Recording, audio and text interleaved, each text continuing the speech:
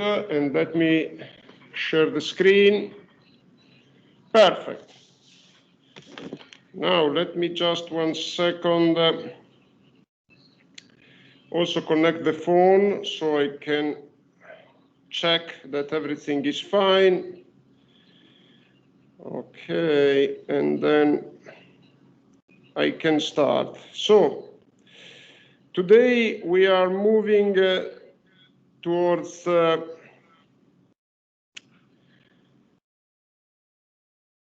almost the last topic, let me say, of our experience together. And so let me refer to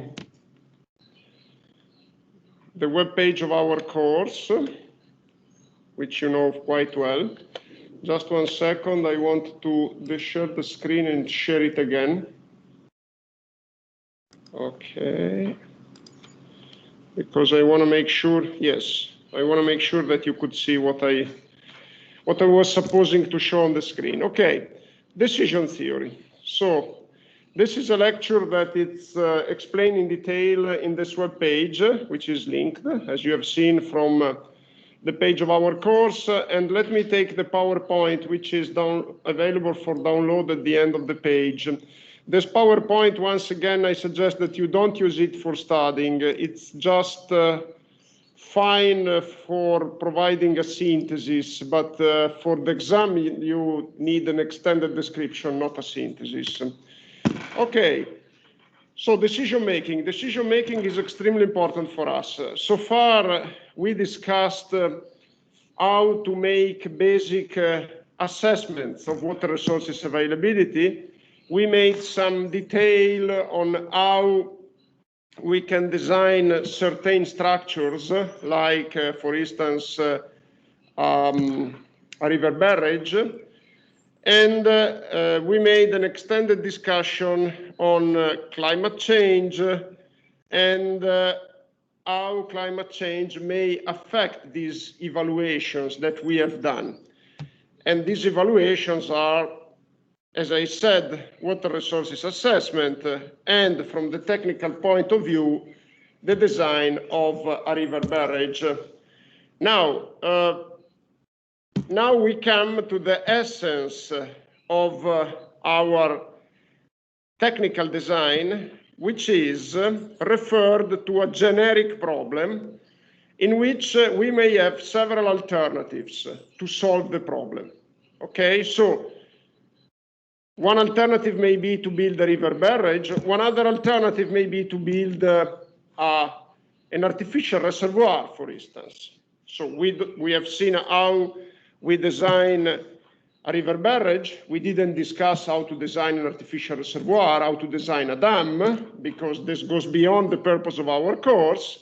But it's clear that when we have to face a problem, there might be several different solutions. And this is typical in water resources management, and it's typical in the broad setting of sustainability. When you seek sustainability, typically you have several different solutions. And the very typical case is that you have to select, for instance, between the so-called green solutions, the so-called gray solutions, and the so-called hard solutions, hard infrastructures. It happens very frequently in water resources management. You need more water, so the choice is, should I minimize the losses? Should I minimize the demand? Or should I find more water? Should I make more water available to people through, for instance, an artificial reservoir, with the awareness that an artificial reservoir has an impact, has an environmental impact, and it has also an economic impact. You need resources. So very often you have to evaluate different alternatives, and it's a decision that you cannot take alone. You have to decide transparently with stakeholders, with your customers, and sometimes explaining why you think a decision is the best one. It's more difficult than to identify the decision itself. So you need some support, you need some transparent approach. And this is why this broad topic this broad science decision-making was created and gained popularity in the second part of the last century. Because, again, after the development in the Western world that followed the Second World War, after applying some, at the beginning, very straightforward solutions related to water, for instance, the building of artificial reservoirs. We know that in Europe, in the United States, we built a lot of dams after the Second World War, but then it became clear that these first solutions, on the one hand, were not enough in order to sustain the development, to support the development, and on the other hand, it turned out that they were not so sustainable. So people started looking for other alternatives, as I said, green solutions, but at the same time, they needed to be supported in their decision. And then a theory was created. Scientists set the basis for a new theory, which is decision theory. And this is what we try to inspect today and also on Monday. On Monday, we will dedicate, I think, 1 hour to studying some more details on decision making, and then we will develop a practical exercise. Decision making is a broad field, and it's a field that it's related with statistics, with probability theory. We will make it very simple. I will try to give you just a first perspective, some basic information, but it's clear that to make a synthesis of a broad topic, it's not easy. It's not easy, and of course we run the risk that what I'm saying, it's not immediately understandable. So I will call for your understanding, for your patience, but at the same time, I will try to make it, as I said, very simple. First of all, let me give you an historical perspective, also to make more attractive this topic. And the historical perspective goes well in the past, before the last century, because I said that decision theory was created last century. But actually, humans had to face important decisions since the beginning of their history. Since humans started to, in a way, to establish a relationship with the environment, and in particular with water, they needed to face decisions. And I want to give you an example of the Egyptians. The Egyptians, they, of course, relied a lot on agriculture, and they knew that the quality of the harvest, or the quality of the food that they could get from agriculture during summer was related to the fertilization operated by the Nile River during the floods, the spring floods.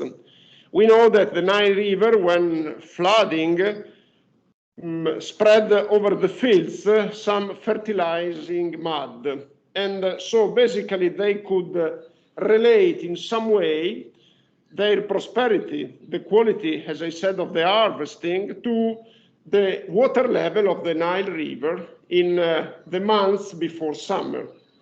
And therefore they realized that they could use the water level of the Nile River to make predictions.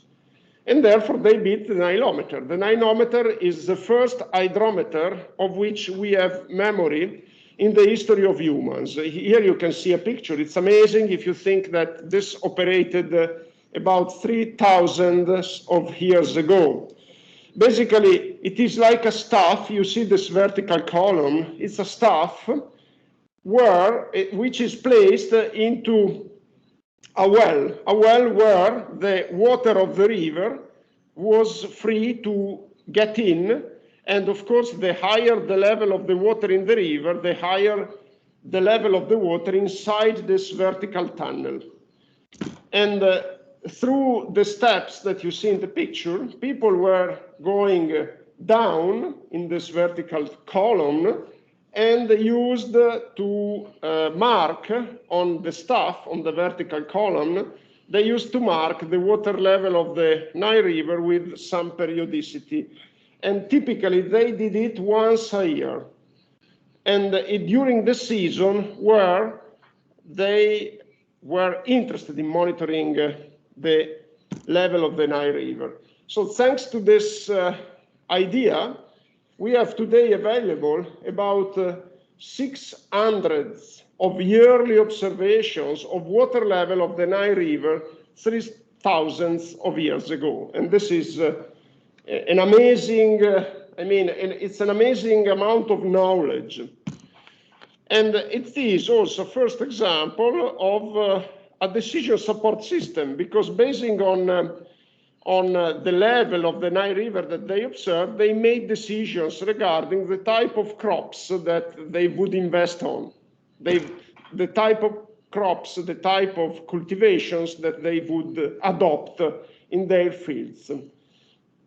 And again, it's a nice example of a decision support systems. Now, we have also an additional problem in water resources management, which is uncertainty. And taking decisions in the presence of uncertainty is indeed a big challenge. And usually we are used to do that. Humans are used to take decisions in the presence of uncertainty. But in water resources management, uncertainty is particularly relevant. Example of decisions that are taken in our daily life in the presence of uncertainty can be found at many levels. I mean, when you go out, you decide if it's better to take an umbrella or not, basing on your prediction of the weather, which is available with some uncertainty. And usually, the way we decide is an heuristic method. So a very practical method is intuition. Heuristic means something that is based on your practice, on your intuition. So basically, we don't use an analytical solution in order to take our daily decisions. But in some cases, when the decision turns out to be very important, we may make some analytics indeed.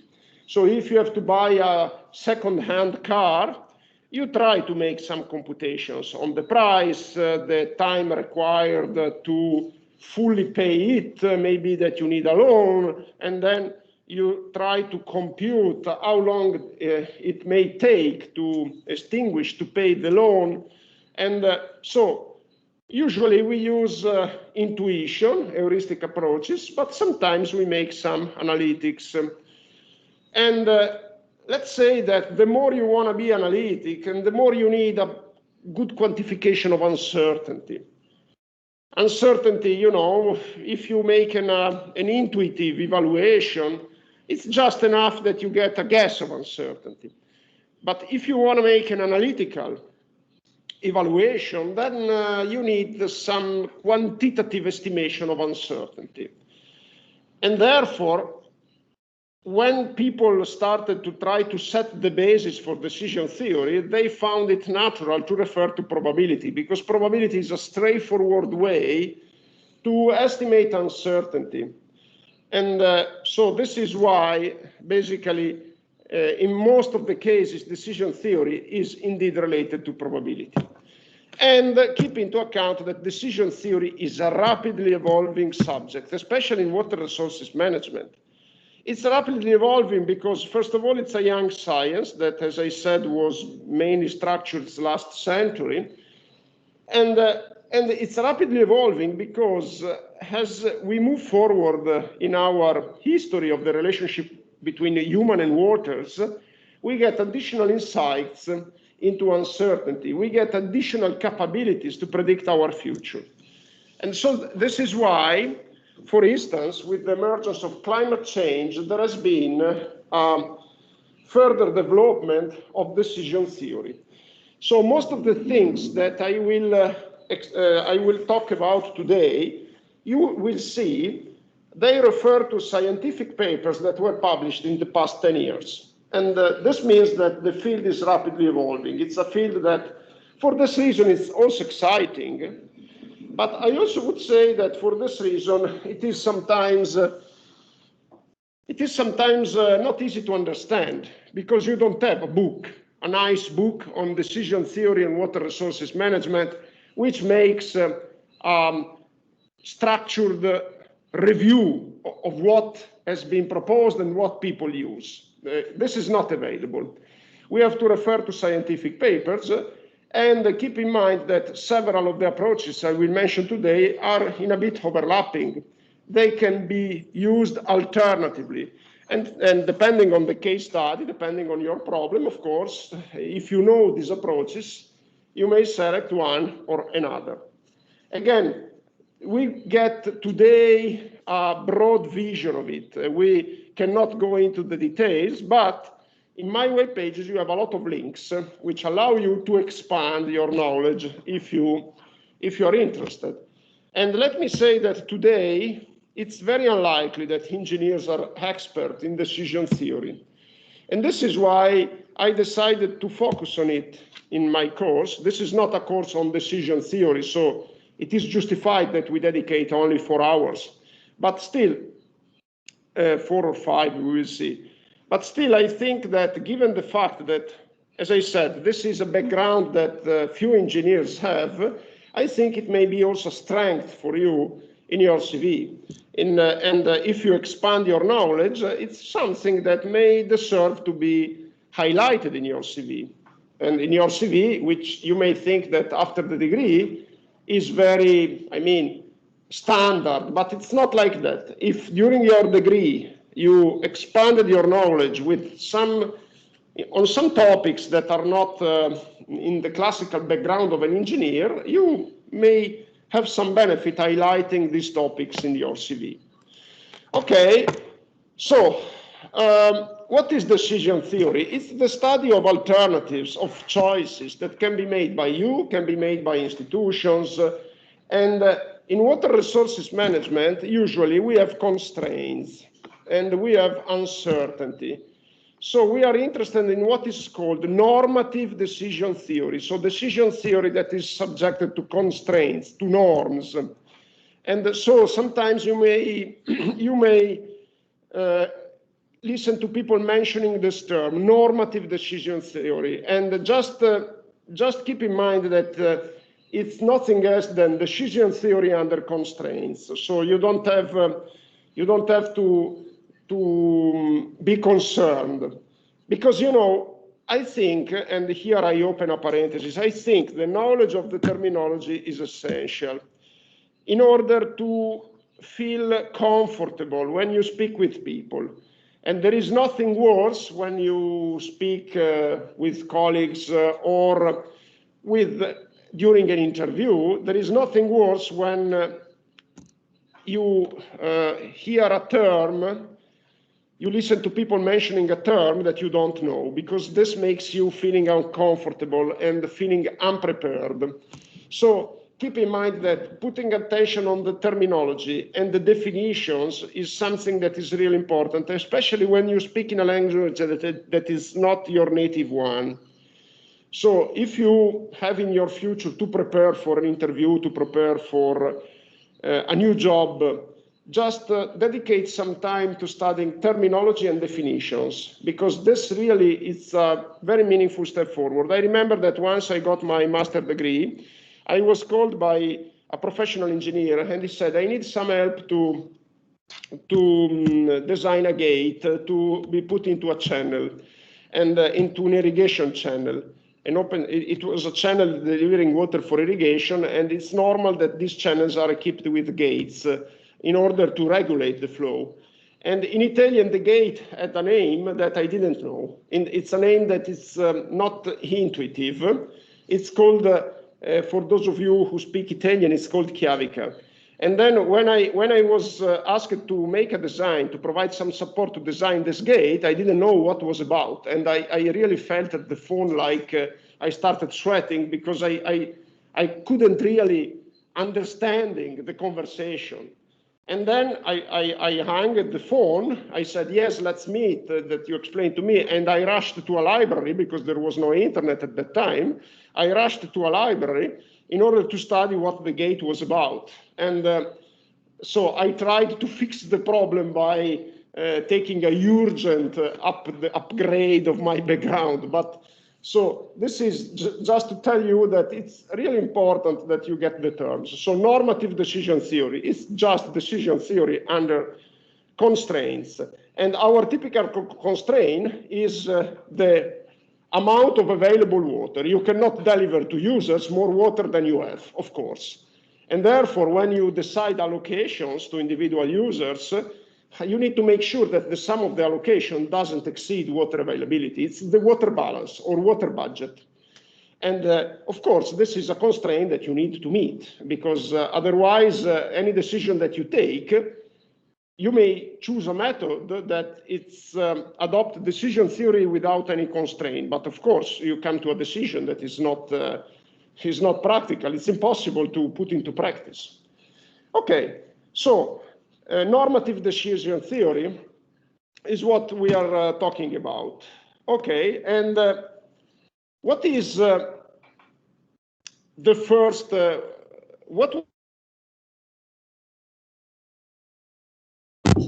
to take decisions under uncertainty. This is not mentioned here because I just refer here, it's just briefly mentioned in my web pages. I just mentioned here the methods that work under uncertainty. The first, but at the beginning, people didn't consider uncertainty. They assumed that they have all the information available with no uncertainty and wondered what would be the best solution. Like, for instance, let's think about a dam. You know the water demand. These people assumed that the water demand was known for sure, and these people assumed that the water price, so the price you sell water, was known for sure. And they had to define the size of the dam. Of course, if you design a dam with a larger size of the reservoir, you have more water to give to people. And therefore, you may think that it's better to increase the volume, even if you don't need that water right now, because you may make a prediction of water demand in the future, and you may realize that if you have more water, the more the better.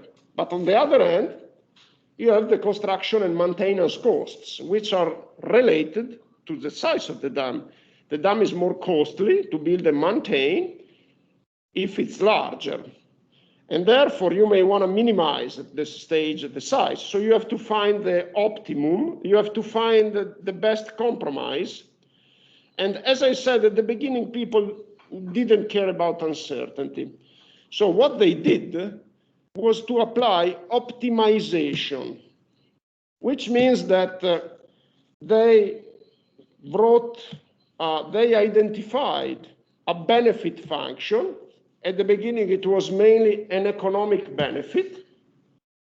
And the benefit function, of course, is given by the gross benefit that you get by selling water minus the costs. And they found the size of the reservoir that maximized the benefit. This is optimization. Okay? And at the beginning, they didn't have PCs. So this is also another reason why they didn't take uncertainty into account, because taking uncertainty into account requires more computational effort. And given that they didn't have the personal computer, they had the limited capability to make computations, they used, in order to identify the optimum, what is either a trial and error procedure when the problem was simple, which means that they tried with different sizes and manually and found the best solution, or used a method that is called linear optimization. Linear optimization lends itself to an analytical solution. Linear optimization today is no more used because today we have more computational power. Why I am mentioning this method if it's no more used? Because if you look at the traditional book published 20 years ago, 30 years ago, on water resources management, they dedicate chapters and chapters to linear optimization, because this was what was used at that time. And when I started teaching water resources management here in Bologna, I started in 2000, I still dedicated several hours to linear optimization. Today, the panorama is completely different. Linear optimization is no more used, and therefore I decided to drop it. You don't need to learn things that you will not use. And so let's try to move forward and see what are the approaches that are today used, given that we have computational resources, given that we have additional information with respect to 30 years ago, given that we want to take uncertainty into account. When there is uncertainty, you may not like an optimal strategy, because the optimal strategy may be risky. What if the information that you are using in view of uncertainty materializes in a different way? What if your estimate of water demands for the future turns out to be wrong? Of course, your benefit, it's not what you predicted. And what is the risk?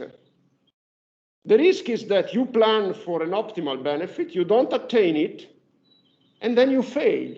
Because if you get less money or less benefit in terms of environmental impact than expected, you may fail. Failing means that you may decide that you don't use your water supply system anymore because it's too costly, which means that if you invested money on it, you lose your money. And therefore, we gained a lot of interest in the so-called robust solutions rather than optimal solution. I think you may get from the term what it means. We are giving up with the optimum. We say, okay, the optimum is too risky for me. I take another decision, an alternative, which is less risky. So I don't get so much money with respect to the optimum. The optimum will give me more money if everything goes well. But what if something wrong occurs?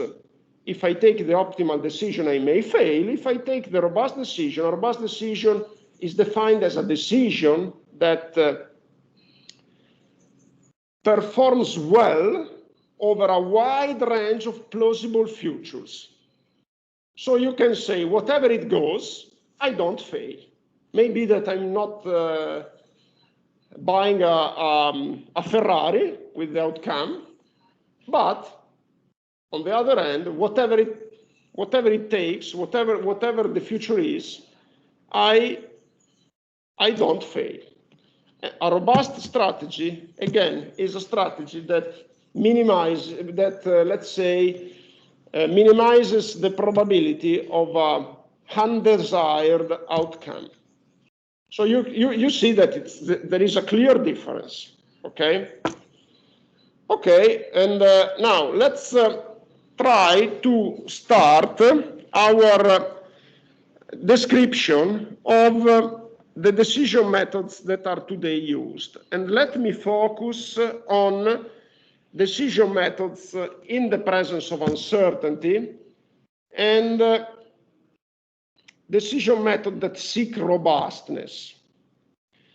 For now, let's assume that we have available a criteria for taking our decision. What is a criteria? It's something that you look at to evaluate the outcome. It can be economic benefit. It can be environmental impact. It can be the number of people that you serve with your water supply system. Because, you may have the need not precisely to maximize money, but you may have the need to maximize the benefit in terms of societal development, in terms of equality of opportunities, in terms of environmental impact. And these targets, may be competitive, maybe opposing each other, maybe not jointly attainable. But now let's suppose that we have already identified our target, our criteria through some analytic function. And let's suppose that it's just one target. So let's forget about what it's about. It may be, as I said, economic benefit, because economic benefit is anyway important. Let's not demonize the search for money, because if the money is money for the local municipality, then it can be reinvested in the environment or whatever. So this benefit can be economic benefit, but can be another thing. But let's suppose that it's just one for now, and that, of course, we have an analytic way to define it under uncertainty. Okay, there is a first method that I want to describe to you, and there will be three of these methods that I want to describe to you, because I want to give you three examples. They are very similar, and they are very similar indeed, and in most of the cases, they may bring to the same decision, but you will see their approach is different. So the first one is InfoGap. What is called InfoGap was proposed about 20 years ago, and again, it's a method for seeking robustness in the presence of uncertainty. And it is basically something that looks at the max level of uncertainty that you can tolerate in order to get your target. And we will see that the target may be different. We may have different targets, but the method works for any target in the same way. So it looks at the uncertainty, and instead of estimating the uncertainty of the information, it estimates the max level of uncertainty that you can tolerate. So if uncertainty in the water demand is in the water demand, the method doesn't try to look at water demands and doesn't try to find some way of estimating the uncertainty. The method just says, okay, let's suppose that I want to maximize the benefit. Let's suppose that I want to minimize the risk of failure. What is the max level of uncertainty in the water demands that I can tolerate? And then you get like a range, like plus minus 30%. Okay, you estimate your water demand, and you can tolerate, in order to minimize the risk of failure, you can tolerate a plus minus 30%. And then you look at your data. And you ask yourself, okay, this estimates of water demands, their uncertainty, is it reasonable that it's within plus minus 30%?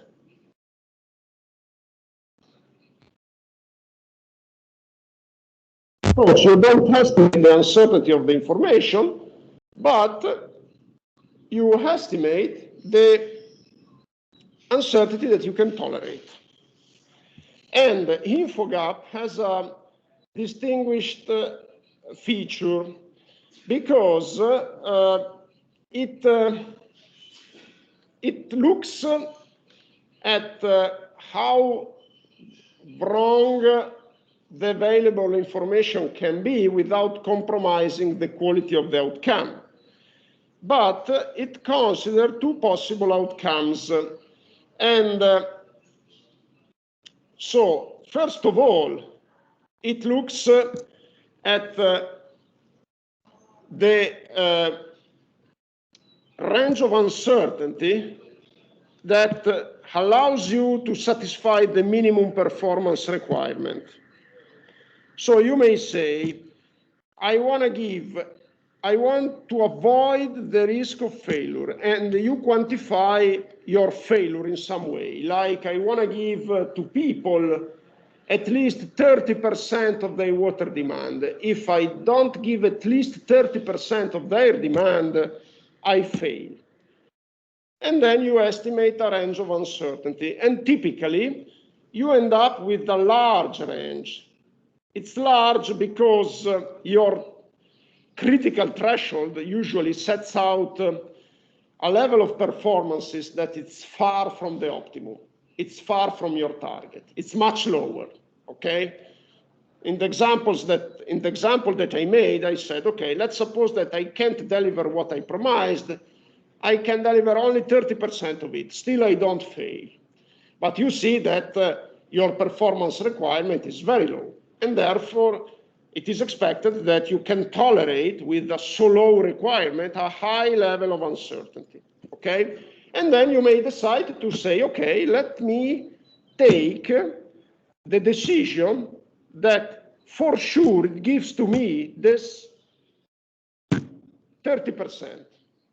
So you give up with the optimum, but you say, let me make sure, take the decision that under any condition, whatever it occurs in the future, I don't fail. And this is a possibility. But InfoGap also looks at another target.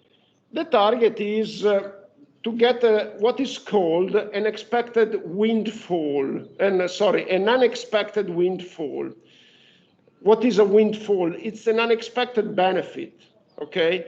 The windfall, the translation in Italian is manna dal cielo, to be clear for those of you who speak Italian. So it's an unexpected benefit. Maybe that you quantify this unexpected benefit with another threshold, like 90% of the water demands.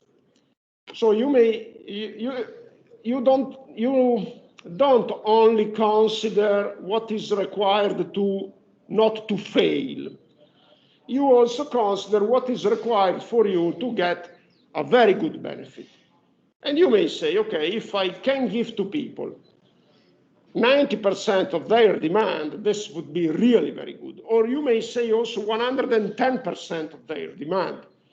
Just you quantify a threshold which gives to you an unexpected opportunity. And then you look at the uncertainty range in your information that allows you to get this unexpected opportunity. And this will be very short, very, very small, because, of course, you take an optimal decision given your information, but this optimal decision can be attained only if your information is true. So in this case, to make an unexpected benefit, you look for optimality, but you get this optimum only if your information is true. And then it may be that you can tolerate some uncertainty, but this uncertainty range will be very low, okay? So for minimizing or avoiding the risk of failure, you will have a large uncertainty range you are allowed to take. For getting most of from your decision, you require a very limited uncertainty range. And therefore, you compare these two pictures that you got. And you may look for a trade-off between the risk of failure and the probability of getting an unexpected benefit. So you are not only looking to not failing, you are seeking a trade-off. And this is the distinguishing feature of InfoGap. It allows you to look not only at robustness, but also at optimality. And then you may decide, for instance, to make an insurance and run the risk. This is a possibility. Otherwise, you may say, no, the insurance is too expensive. It's much better if I take a robust decision. So you give up with optimality, but you take a robust decision. Again, you may decide to run the risk. And this is the distinguishing feature of InfoGap. InfoGap is robust, is defined as a robust method. On the other hand, it gives to you a clear picture of opportunities and risks. And this is very useful when you speak with stakeholders, because, you know, you have to make them aware that your decision, as I said, it's a good decision, and they get aware if you show a clear picture of the opportunities. Good. I think so. Basically, InfoGap works through two functions. We don't go into details. One is the robustness function, which is the progress of the uncertainty that you can tolerate against the threshold level for failure that you set. So, as I said, if your threshold level for failure is 30% of the demand, you can tolerate a large uncertainty. If your threshold level for failure is lower, 20%, then the uncertainty that you can tolerate increases. So you may find a function that describes how much uncertainty you can tolerate depending on your threshold for failure. And this is the robustness function. And then there is another function, which is called the opportuneness function, which, depending on your threshold for unexpected windfall, unexpected opportunities, gives to you, again, the range of uncertainty. And then you get these two functions describing what is the uncertainty that you can tolerate for getting the most and getting the least. And then you compare these two pictures of uncertainty with your information and its uncertainty, its own uncertainty.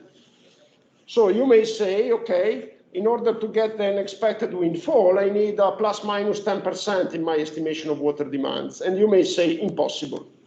The uncertainty of my water demands is much higher, and therefore I reject any decision that gives to me the max of opportunity. So basically, the users may decide whether to minimize the worst case outcome or maximize the best case windfall, and looking for trade-off. Very good. Now, a second method, robust optimization. Robust optimization is an alternative to InfoGap. And basically, it only looks at robustness. It only looks at minimizing, avoiding the worst case. And how it is defined, robust optimization? It's let's say a corollary, a method that it was derived from optimization. What is optimization? Remember, you don't have uncertainty, and with optimization, you maximize the benefit given the constraints, and the typical constraints may be the water budget, okay? Now, let's suppose that the constraints are uncertain, because this was the first problem that people experienced. They realized that constraints were uncertain. So they realized that water resources availability, which is a constraint, the water budget, which is a constraint, was uncertain. And therefore, they had to cope with it. And so the idea was robust optimization. Robust optimization is a method that makes sure that the water budget is always satisfied, whatever decision you take, and whatever the uncertainty is. Therefore, it's different from optimization, because, you know, if you put an uncertain information, which means how much water do I have? Probably 10, but it may be 5, it may be 12. So robust optimization takes 5 as a constraint and looks for the best decision under the optimal decision under a water resources availability of 5. It's very easy. They take the worst case and look for the optimal decision under the worst case. Good. This is not InfoGap. You understand? It's much simpler, because even when seeking robustness, they just look at the worst case. InfoGap looks at a range of cases, looks at what is the range of uncertainty for different threshold for failure. So it's more deep. Robust optimization is something that it's very straightforward. You take the worst constraint and you give up seeking any opportunity that may come if indeed your water resources availability is not the worst case, but it's better. This is very easy. And as I said, it's an alternative, and it's a method that was conceived before the InfoGap, because as you say, it's more, I mean, InfoGap is more thoughtful, is more comprehensive. Okay. Now, robust decision making. It's another variant. So, robust decision making, what does it do? And let me refer to a figure. I go forward a couple of slides and to show you a figure. Okay, let's look at this figure. And let's forget about the left column, okay? The left column, let's forget it. Let's look at the middle column. It's robust decision making, RDM. And the start of robust decision making, or let me say before I start the description, robust decision making was developed for taking decisions under climate change in water resources management. So it's a specific method that was conceived for dealing with uncertain future climate scenario. Okay? And what does the method do? First of all, the method starts from the analysis of the solutions or candidate strategies.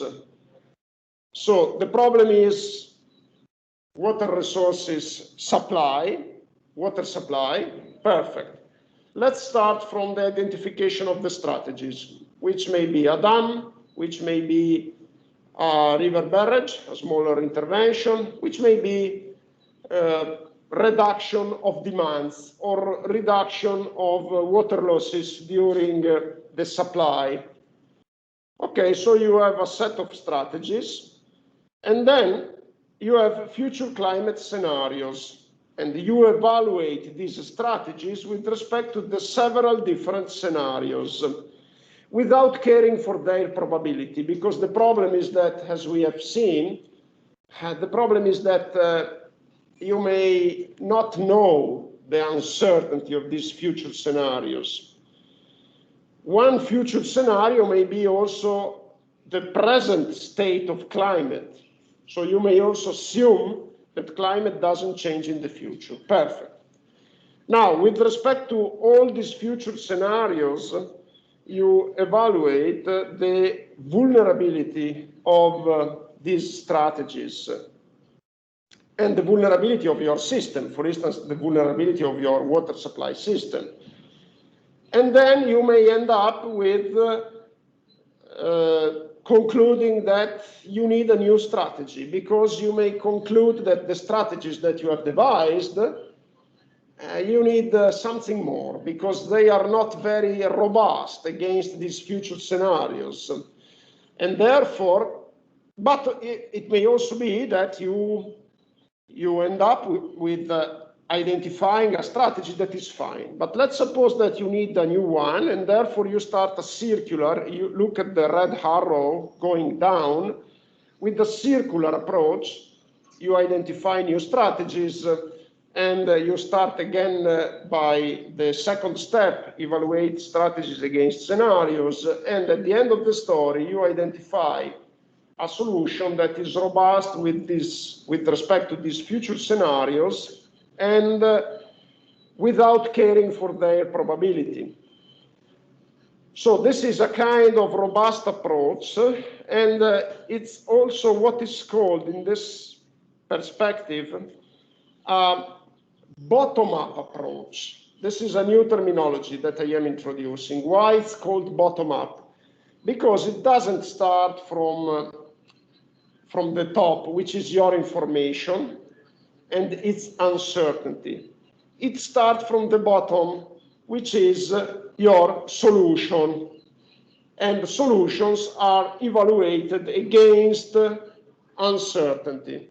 So it's not uncertainty that drives the identification of the solution, it's the solution that drives the identification of the uncertainties that you can tolerate. So in a way, it is comparable to InfoGap, but in this case, a specific reference is made to the climatic scenarios. And also, specific reference is made to the possible lack of probability for these scenarios, like InfoGap instead, while InfoGap instead assumes that you can estimate a range of uncertainty, which is also related to their probability. So in a way, what I'm saying, this approach is similar to InfoGap.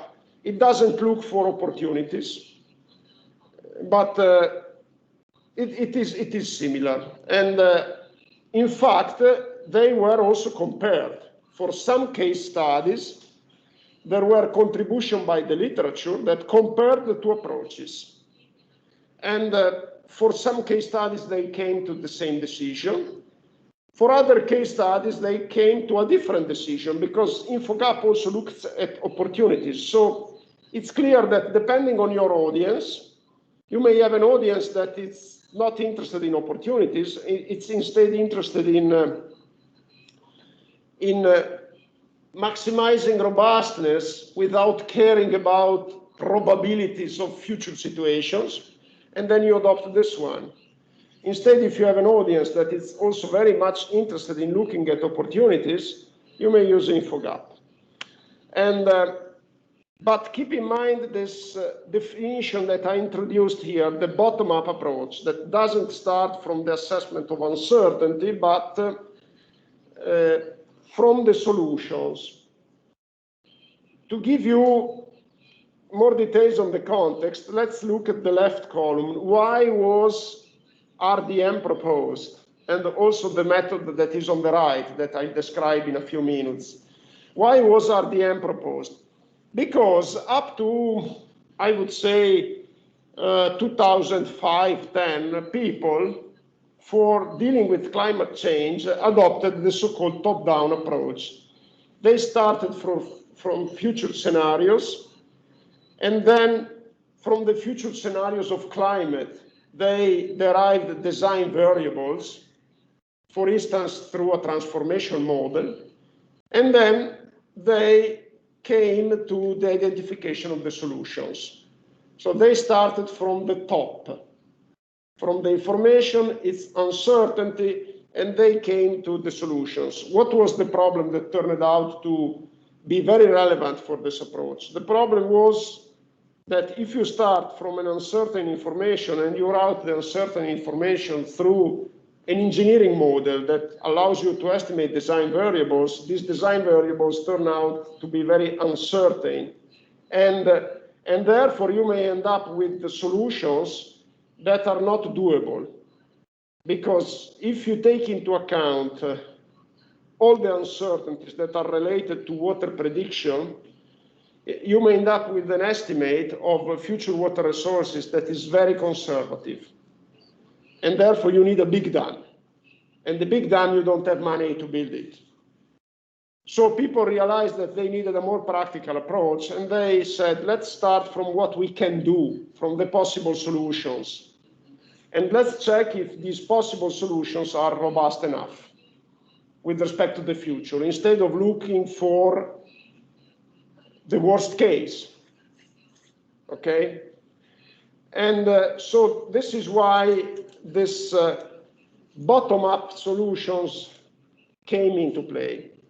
And now let's look at the right one, which is decision scaling. Decision scaling is another bottom-up approach.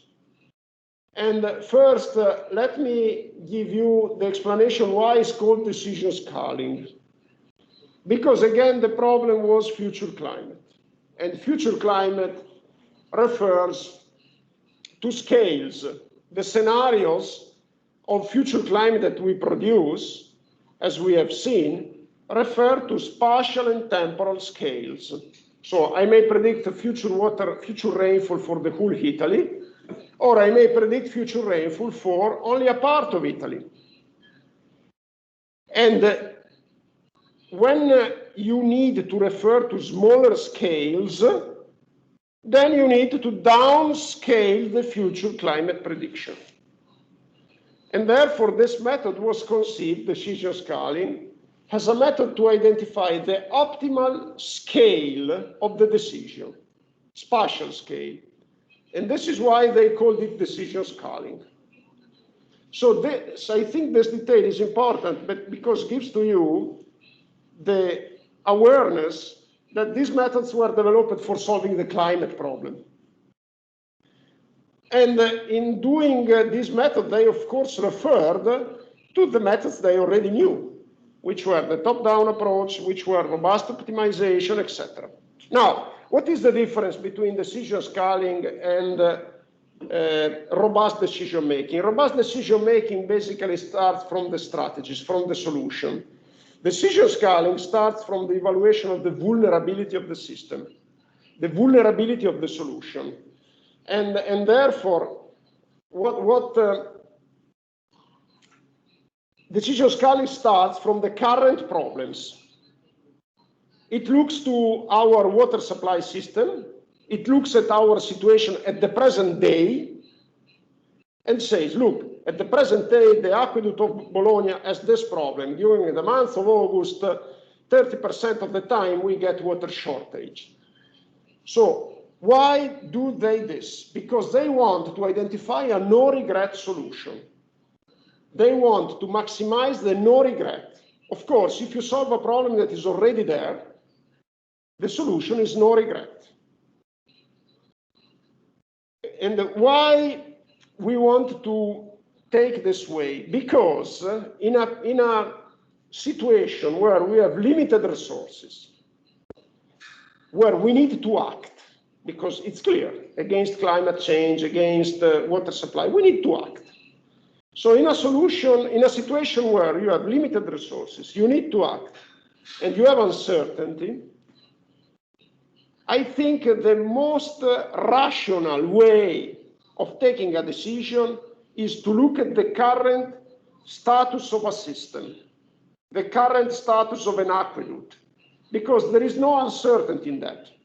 The uncertainty is very limited. You can see it. And therefore, you identify a problem with limited uncertainty. You identify a solution to a current problem. And therefore, the employment of resources is justified. So I think this is very wise. And personally, I adopted it with the stakeholders several times. Sometimes they call the university for a consultancy, and they say, I'm concerned by climate change. What should I do? Should I use climate models as to check if my system is robust in the future? And my reply is always, look, start from the analysis of your problems now. Do you have problems? Likely, yes, because otherwise you wouldn't be concerned by climate change. If one has plenty of water, one is not concerned by climate change. Usually, you have the concern of climate change when you see a drought occurring and you don't have any water. So you get very much concerned for what may happen into the future. And so I say, let's solve the problem that you have now. And let's see if this solution is robust against the predicted climate change. And then I go to step 2, starting from the bottom. Future scenarios to assess plausibility of vulnerabilities. So basically, I look at the future scenarios and I try to see whether the solution to the current problem is fine. And then I added a step here, further information, because I mean, when you refer to future climate, I want to stress that you don't have to use only one information. One information is climate models, that's fine. But you may have other information, which you have to use. Everything must be used in the presence of uncertainty. Keep in mind this holy law. When you are in the presence of uncertainty, you have to use any information that is available, any information that may help you. So this is a step that I added, and then by using the future scenario, by using the current vulnerability, by using the future scenarios, by using the additional information, you come up with a strategy to minimize the risk to your system. This is decision scaling, and you know, it's very similar to RDM. And let's say that the difference is that decision scaling specifically says, look at the present situation, but it's very similar. Okay, and if I go back with my slides now, what you see before this figure is just a description of the steps, description that I already did, of robust decision making with a little bit more details, and robust and decision scaling. And so here we are. Now, let me check what is okay. Now, at this stage, I concluded my very brief review of some example of robust decision making. Remember, I started from the assumption that I already defined a criteria, okay? And so your question may be, what should I remember for preparing my exam?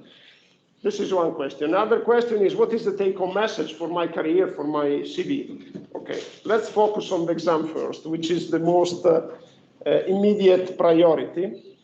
And for the exam, you have to be aware of what is optimization, what is robustness, and what is an unexpected opportunity, which is conflicting with robustness. So you have to be able to explain the concepts. And you have to be able to explain what's the difference between a bottom-up approach and a top-down approach in water resources management under climate change. You don't need to know in the details each single method, but please be able to describe, to name the methods and to make a brief synthesis of how each method works. And you need to be brief, because when you don't go into the details, you don't have to spend much time to speak too much. Remember that you are an engineer, so you are allowed, and not allowed, you are advised to speak a lot when you can give technical details. When giving technical details is not required, you are not a social scientist. You shouldn't speak too much with a narrative, okay? So what I can ask you as a typical question at the exam is, can you please tell me what is decision theory and what are the distinguishing features? And then you have to reply with speaking 5-6 minutes with these concepts. So what is optimality, why decisions, and what is optimality, what is robustness, what is unexpected opportunity, what is a top-down approach, what is a bottom-up approach. But don't speak too much, just 4-5 minutes, 6 minutes. This is my indication. And instead, the take-home message for your future is beware of the terminology, beware of the existence of these methods, and beware of what, again, robustness means and what optimality means, and just make an additional effort to learn some terminology. You don't need to be able to remember it in detail, but just keep in mind that if one tells you robust decision making, you know what is. You may not remember the details, but you don't get lost in the conversation. This is my take-home message for you. Now, I started from the assumption that we had a criteria defined, but what if the criteria are more than one? Then we enter in another story, which is multi-criteria decision analysis. And it is another kind of optimization. So basically, it's you can use the same methods, that I have described to get a robust decision, but you have several criteria to be attained. So it becomes more complicated because you don't have only economic benefit, but you have also environmental impact that you want to minimize. So there is a trade-off, of course. And so what is multi-criteria? This is another term that you have to keep in mind, okay? So when you listen to people that say, I adopted a multi-criteria approach, you don't have to get lost. It's very simple. And so how can you deal with several different criteria? Okay, the traditional approach that has been conceived is to put them together in a unique score. Okay, so economic benefit, environmental impact. Economic benefit is to be maximized, environmental impact is to be minimized, and you create a unique function, a unique objective function. You put the two criteria together. Okay, how can I put two criteria together? And of course, you need to give priority to them. You have to define what is the importance of the environmental impact with respect to the economic benefit. You have to determine a weight, okay? And also, you have in a way to rescale these two criteria because economic benefit is measured with units of money. Environmental impact is measured in terms of some metrics that have a different scale. So money goes from 0 to infinite, potentially. Usually there is a max, but we may talk about millions. We may talk of whatever. Environmental impact, it is measured through metrics that may be, for instance, a reduction of CO2 emissions, and therefore it's a percentage. Or if it is a volume of CO2 emission, it's a volume. It's not money. So basically, you have to rescale these criteria and put them together. Let me look at okay. So you have two steps. One is rescaling. You have to express economic benefit and environmental impact in the same scale. Typically, it's 0, 1. Okay, so max benefit is 1, null benefit is 0. Environmental impact is the same. So null environmental impact is 0. Basically, yes, and max environmental impact is 1. You have to rescale them. And you have to take into account that for money, you look for the max. Environmental impact, you look for the min. So probably you have also to take the inverse of one of them.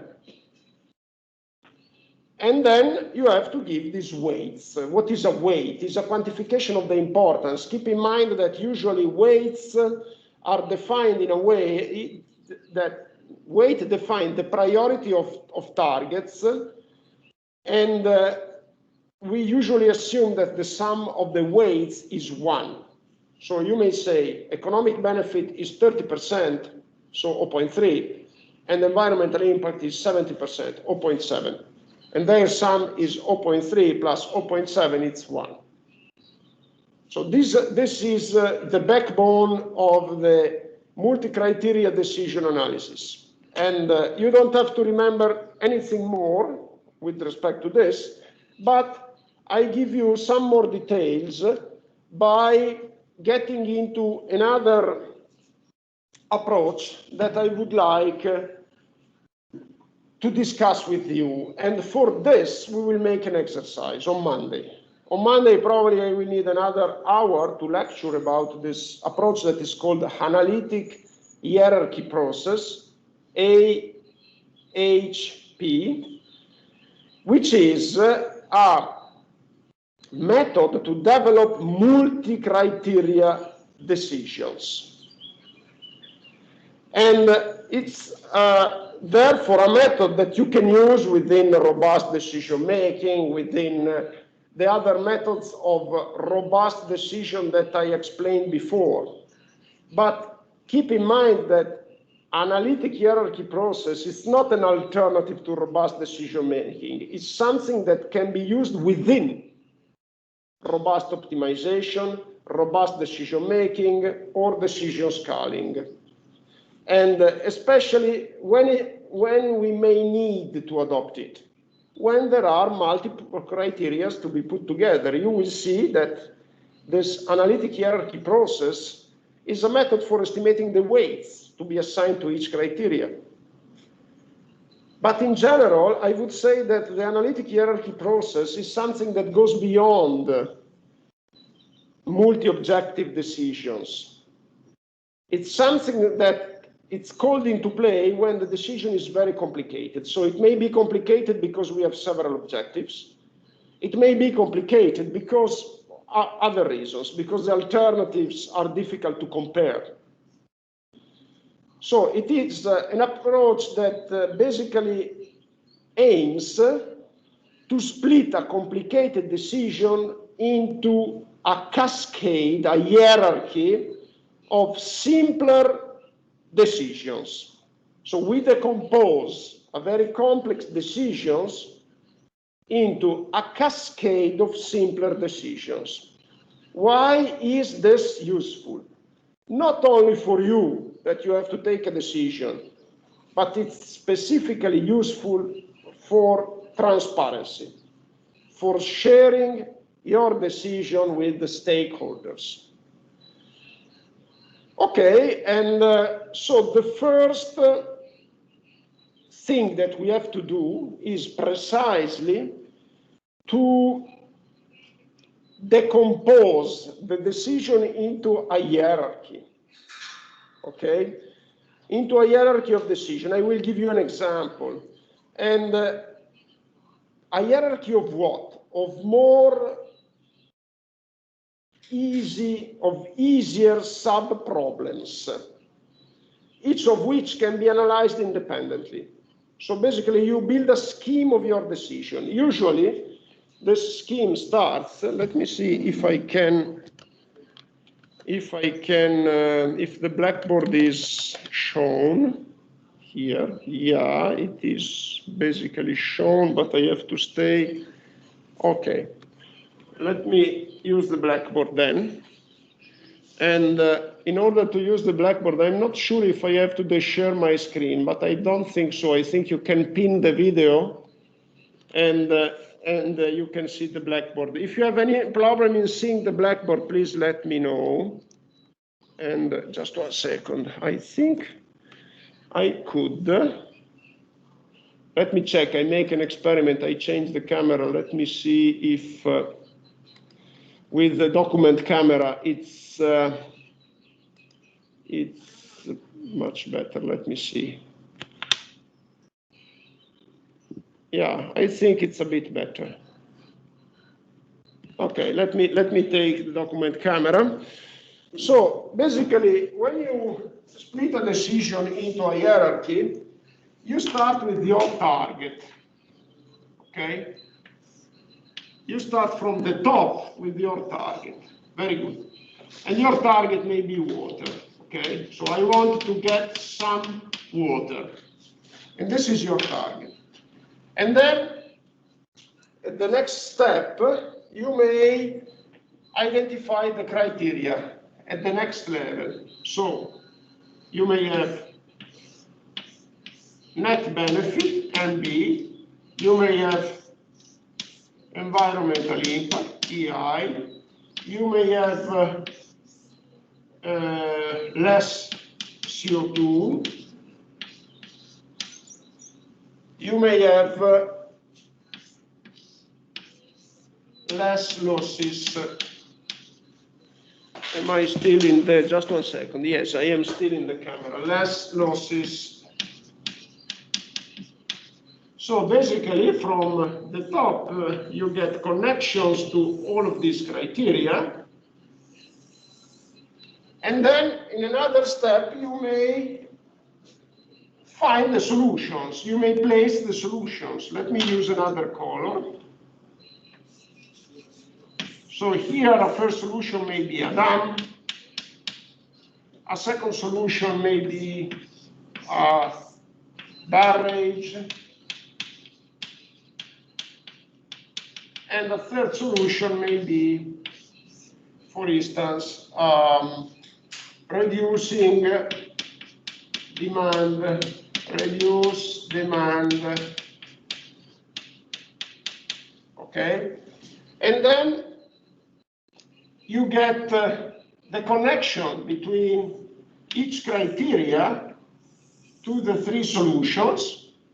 So you see that it's not necessarily a pyramid. You start with only one element at the top, but it's not getting larger and larger as you go down.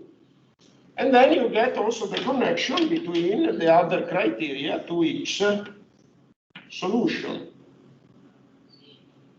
And in this way, okay?